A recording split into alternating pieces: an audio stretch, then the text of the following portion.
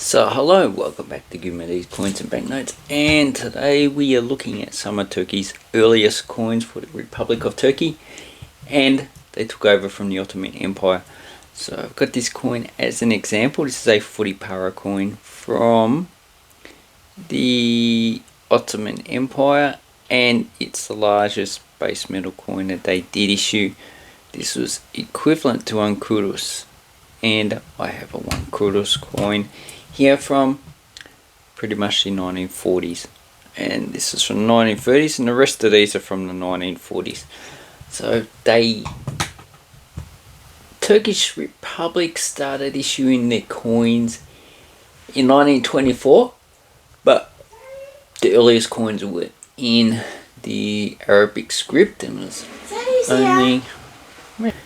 And in 1935 they issued coins in the Latin script because from what I've read, they thought that this might have been able to be adapted to a Turkic language, because the Arabic script is used for Semitic languages, but they still use it for Persian, which is an Indo-European.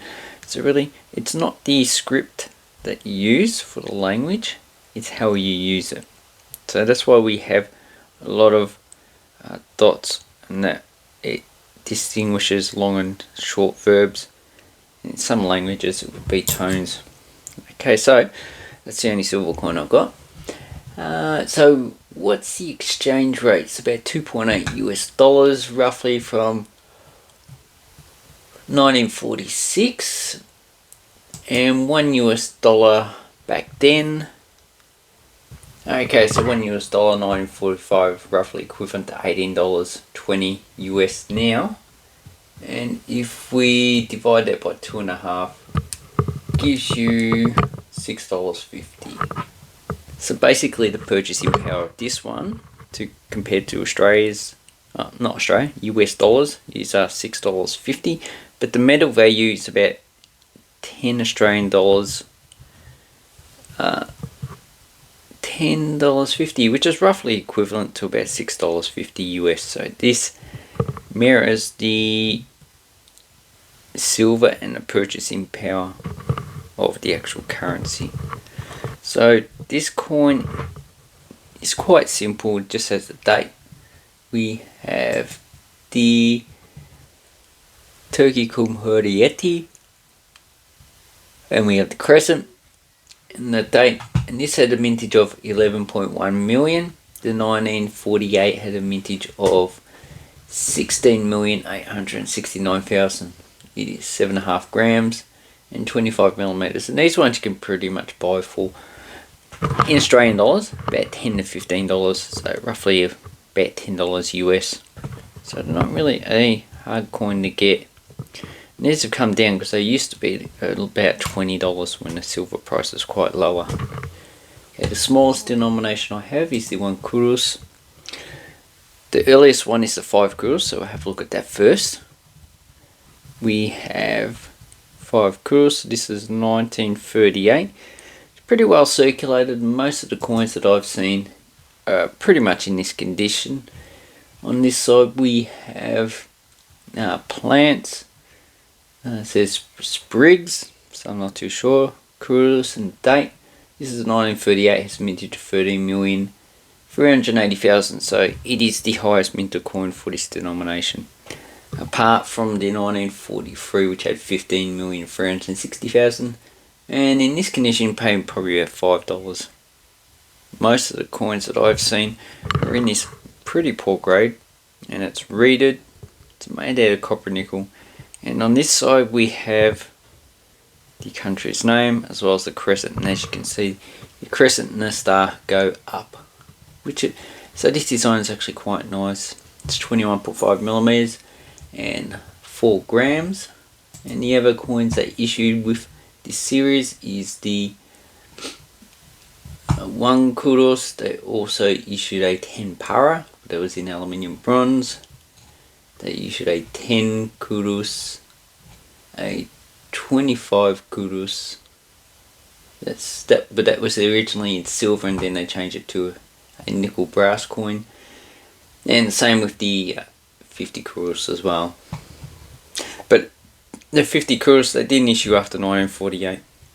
Okay, the next series we have, these ones started to be issued in 1947, 48, and that's this series here, in which I have for 3 coins, and it goes with the 1 lira that was pretty much an independent series. So this one also has a 1 kuros, which is this coin that was issued with that, but there was no 50 kuros, so you only had 1, 5, 10 and 25. Oh, there's also 2.5 kuros, which I forgot to mention, as well as a half kuros, but that's pretty much scarce coin, very rare. So the 1 kuros is the best one I've got, and most of these coins are actually in fairly rough shape. This one has wheat on it. It is 2.25 grams of brass, mostly copper and zinc, and 18 millimeters. Now the scarce date you want to get is 1947 with only 890,000. This one has a mintage of 29,530,000, so in this condition probably about $5. Then we have the 5 kuros. So this is a small coin. It has a leaded edge. So basically, let's try and get a close up of that one. Okay, so then we got the 5, 10 and 20 kuros. So this one, these are all pretty much the same design. They have Turkey, Cumhuriyeti going around, name of the country, and we have for the 5, the lowest mint is 1957, 3.3 million, and this one is dated 1950, so 45.9 million, and that's the highest minted coin. So you can pick this one in this grade about $5 to $10. So it's quite a nice small coin, and it is, so it's at 2.25 grams and 16.3 millimeters. Then we have the 10 kuros. So this one is also pretty common to get, but depends on the actual date. So the coin I have is 1951, has a mintage of 6.2 million, so that's the lowest minted coin for this date, for this series, shall I say. And then you got 1949, 55 and 1956, so only 4 years were issued. And the most easy one you get is 1949, 27 million. You're going to be paying $5 to $10 still. And we have the lettering on the side. If you see the lettering, it actually causes the rim to be warped a little bit, so that's a high impression of the coin. And the last one I have is this one. So this is a 25 kuros in pretty rough grade. I'll give it probably very good condition, so I'm looking to upgrade the actual coin. And this was issued for 5 years, 1948, 49, 51, 55, 56. This one's 56, last year of issue 14,376,000, and the key date you want is 1951 with 2 million, but still it shouldn't be too hard to get that much, you just be paying a bit more.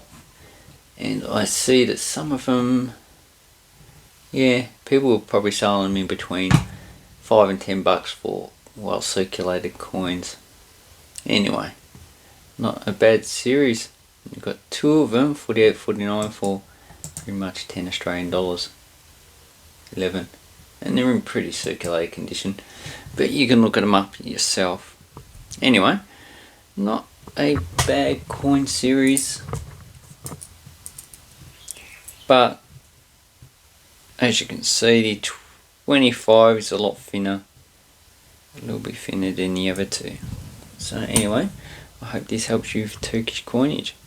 Hopefully later on I can get more off the silver coins, but they seem to be a little bit harder to get. But with all the problems in Turkey, with the devaluation in currency, I would say that the coin market in Turkey is not that great, because people are just struggling to actually feed themselves. So it's good for people who are in wealthier countries to get Turkish coins. Anyway, I'd like to say thank you very much. Have an awesome coin banknote collecting time. And if you're from Turkey, please leave a comment down below.